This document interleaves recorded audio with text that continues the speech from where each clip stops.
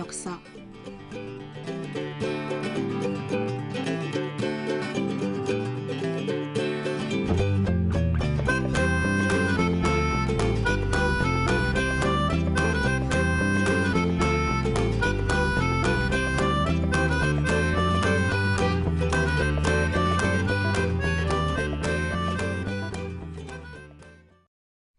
여러분들은 역사 속 위인 하면 어떤 인물들이 떠오르시나요?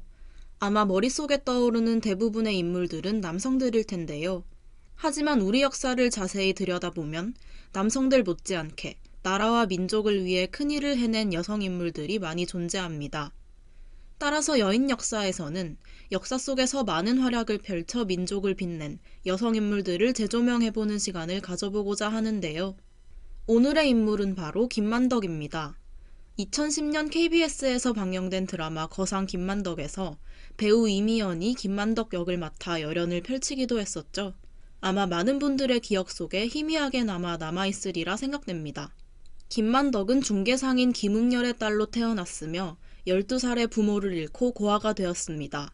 친척집에서 겨우 목숨을 이어가던 김만덕은 어느 나이든 기녀의 집에 의탁하였는데요. 그녀는 어른이 된 후 기녀가 천시받는 직업임을 알게 되었고 제주 목사 신광익에게 탄원하여 양인으로 환원되었다고 합니다. 김만덕은 객주를 운영하면서 제주도 물품과 육지 물품을 교역하는 유통업을 통해 막대한 부를 이루었는데요.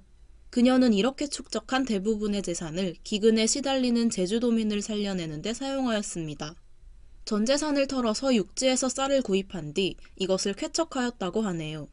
당시 임금이었던 정조가 그녀의 업적을 치하하기 위해 소원을 물었을 때 김만덕은 주저없이 금강산 구경이라고 대답하였는데요. 이는 당시 여성은 육지에 갈 수 없다는 법을 무시하면서 여성에게도 이동의 자유를 줄 것을 요구하였던 것입니다. 정조는 기꺼이 이 부탁을 들어주었다고 하네요. 또 조선 후기의 문신학자였던 이가화는 김만덕의 명성을 기리기 위해 그녀를 위한 시조를 헌정하기도 하였습니다. 오늘날 우리는 김만덕을 뛰어난 기업가이자 자신의 재산을 사회에 환원한 자선사업가로 널리 기리고 있습니다.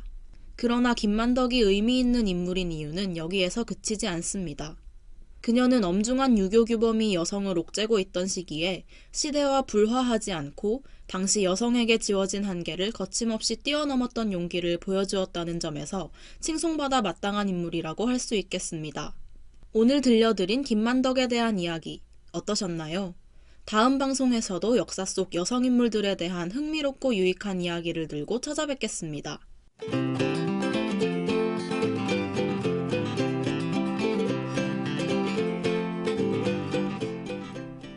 여인 역사, 지금까지 제작 진행의 서화연 아나운서, 기술의 윤소영 엔지니어였습니다.